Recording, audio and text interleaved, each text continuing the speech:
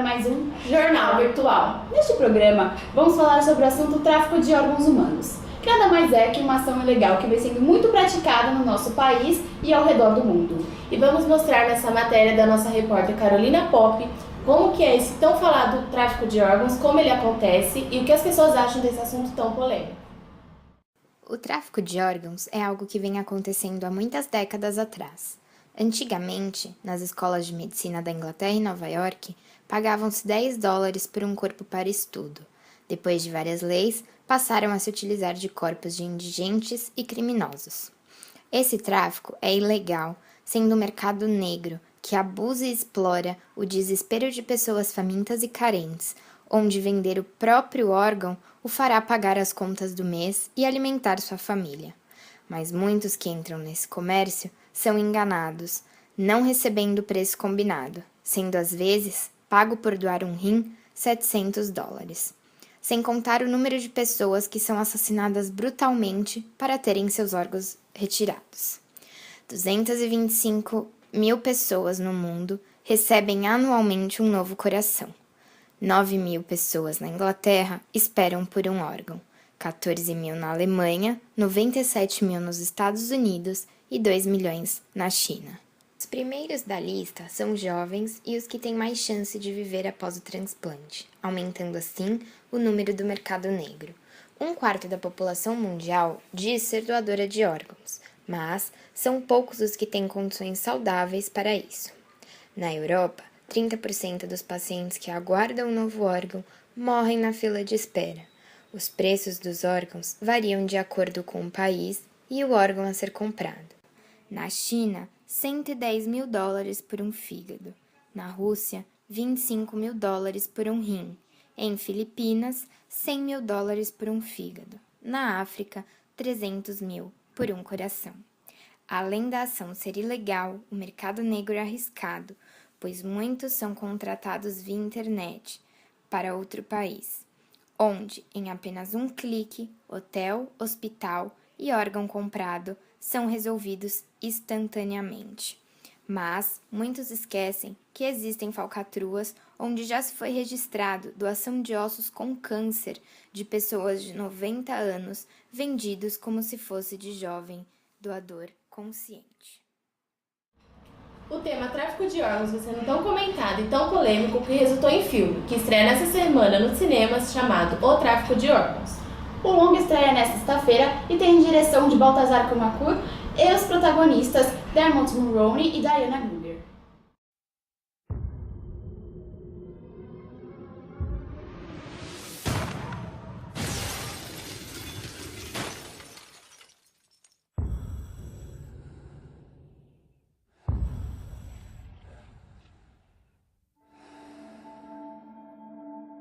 Paul Stanton defends the law. Why is the state prosecuting Mr. Ruiz? Isn't Paczynski a convicted sex offender? We do have laws in this country. Mr. Ruiz broke them. The state's charging him with attempted murder. But to save his daughter... Mommy and I watched you on TV today, Daddy. Oh, yeah? You should smile more. Good night, Pumpkin. My daughter's dying. She needs a lung operation. I don't think we can save Chloe's life. He must break it. If you are in need of a transplant and have money, there are options. An illegal transplant. You gotta get me in touch with these people. I need to talk to you, Jim. Just give me a name. The guy contacted me, the man at the border. His name was Dr. Navarro. Could you really turn Chloe over to people like this, as people you never met? Not know if she'd come back alive? What are we doing, Diane? Behind the truth. I'm looking for Dr. Navarro. No, aquí no hay ningún doctor Navarro. Beneath the lies. Who's this? Go to Clínica Cruz Blanca, find him there. Come with me. A father will risk everything Juarez is the murder capital of Mexico, the city of death. on a dangerous journey. Take me there? This is a very dangerous place. Don't go there. You disappear or die. How soon can you get the lungs? I need them tomorrow. Tomorrow? I'm not gonna leave unless you help me. Price is $200,000 cash. That will take your breath away. I just want to save my daughter's life. You have to get your daughter prepped and ready for surgery. We don't ever have to come back to this place.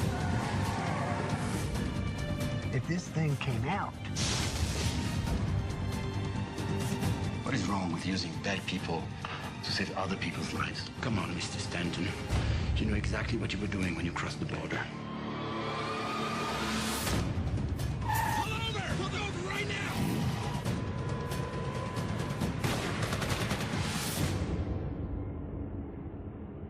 O Jornal Virtual vai para um rápido intervalo e volta já.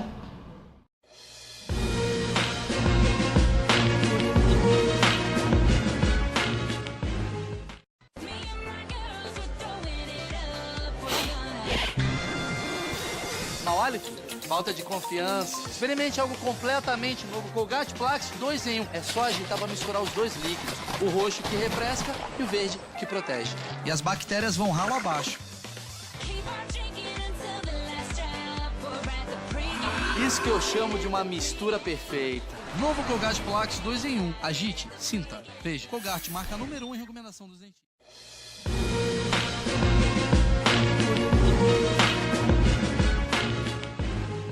O tráfico de órgãos é o terceiro crime organizado mais lucrativo do mundo, só perde para o de armas e o de drogas.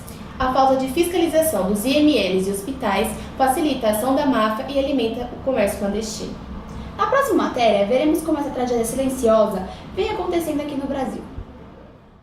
O crime do século XXI tem nome e vem acontecendo de forma silenciosa. Os países que mais sofrem desse mal são a China, a Índia, o Paquistão, a Rússia e o Brasil. Mas, infelizmente, todos os países do mundo sofrem com isso. Segundo a OMS, apenas 5% dos transplantes realizados no mundo são para o tráfico. O problema no Brasil é que no site da Secretaria dos Direitos Humanos da Presidência da República, o tema tráfico de órgãos não aparece em nenhum tópico e pesquisa, e para piorar o problema, muitas autoridades tratam o tema como uma grande lenda urbana. Mas a Secretaria Nacional de Justiça publicou em 2013 um documento referente ao tráfico de seres humanos, e no documento consta efetivamente os problemas de tráfico de órgãos e seus impactos no Brasil e no mundo. Essas irregularidades não são exclusividade do estado de São Paulo. A ONG Organ Traffic, ligada à Igreja Católica, que combate o tráfico de órgãos no Brasil e na África, já tinha alertado as autoridades brasileiras sobre a atuação desse suposto esquema criminoso. Nenhum doador sabe se, de fato, seus órgãos foram para quem está na fila de transplante, diz a freira Elilda. Em 2008, foram feitos 17.428 transplantes. No entanto, segundo a Organ Traffic, sem nenhum controle, porque as equipes agem por conta própria em hospitais e necrotérios. No Brasil, existem 1.282 equipes habilitadas em 937 hospitais para realizar tais procedimentos. O mais grave é que o MP paulista descobriu que muitos desses funcionários recebem comissão para conseguir os órgãos. São quadrilhas que se escondem atrás do nome de captadores e agem sem escrúpulos para cumprir uma demanda, diz Elilda. Calculam que a máfia do tráfico de órgãos movimenta no mundo entre 7 milhões e 12 milhões de dólares ao ano. Nesse mercado, existe até uma tabela de preços que orienta a comercialização de partes do corpo humano entre os países. No Brasil, em 2013, há relatos que moradores do Recife iam à África para vender rins a europeus, americanos e israelenses, por preços entre 3 a 10 mil dólares. Um exemplo desse crime que ocorreu aqui no Brasil foi o de Paulinho, que na época tinha apenas 10 anos. A criança sofreu um acidente e o desfecho da história você vê na entrevista e reportagem de Tamires Amaral. Hoje entrevistarei Danilo Pavese, tio do menino Paulinho Pavese. O garoto tinha apenas 10 anos quando caiu de uma altura de 10 metros, enquanto brincava no parquinho do prédio onde morava, sofrendo então traumatismo craniano. No dia seguinte ao acidente, informados pelos médicos de que Paulinho poderia estar morto, faltando apenas um exame da morte encefálica para confirmação, os pais decidiram doar seus órgãos. Danilo, você poderia nos contar um pouco sobre o caso do Paulinho?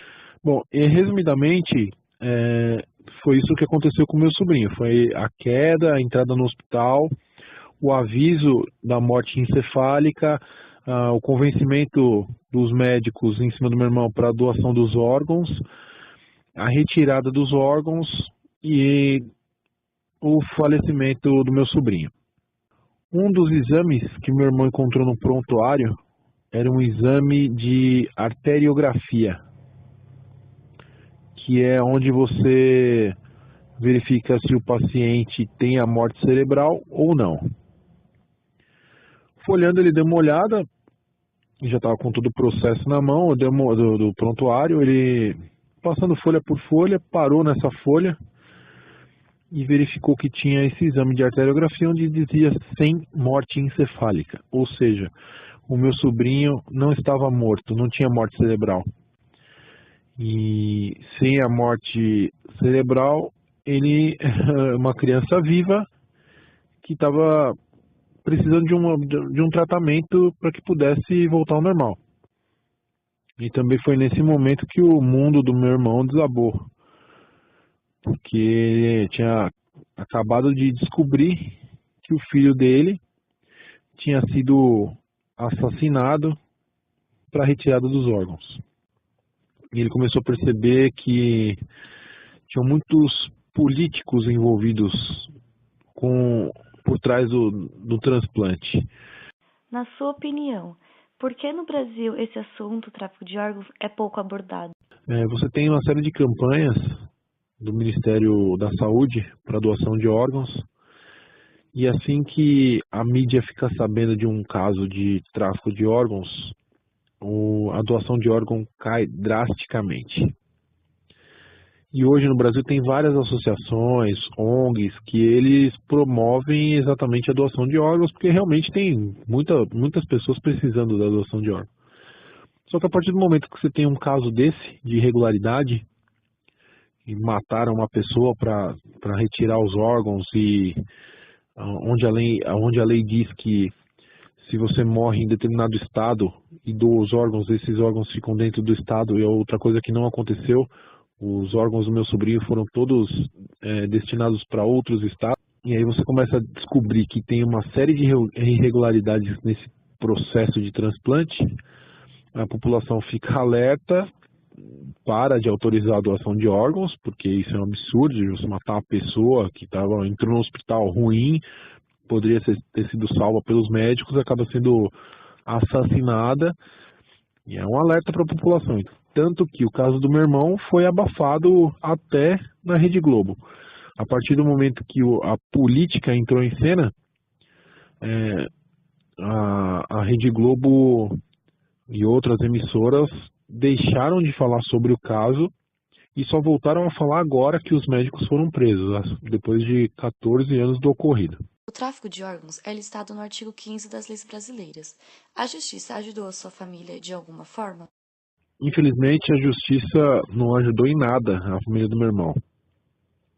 O meu irmão ele teve que sair do Brasil por conta de todas as denúncias que ele fez e que todos os órgãos públicos, polícia, Ministério Público, não levou a sério isso, não prendeu as pessoas. Então ele teve que sair do país, primeiro, para não ser morto, porque as pessoas estavam ameaçando ele de morte. Ele foi para a Itália, e lá na Itália ele recebeu cidadania italiana, e hoje ele vive em Londres e não pretende mais voltar para o Brasil. Então, assim, em nenhum momento a justiça brasileira ajudou meu irmão. Agora, recentemente os médicos foram presos no começo do ano, e uma semana depois eles já estavam soltos. Então essa é a justiça brasileira. Essa foi a reportagem com Danilo Pavese. Voltamos aos estúdios com Glaucia Correia e Isabela Fagnani. O Jornal Virtual vai ficando por aqui. Até o próximo programa.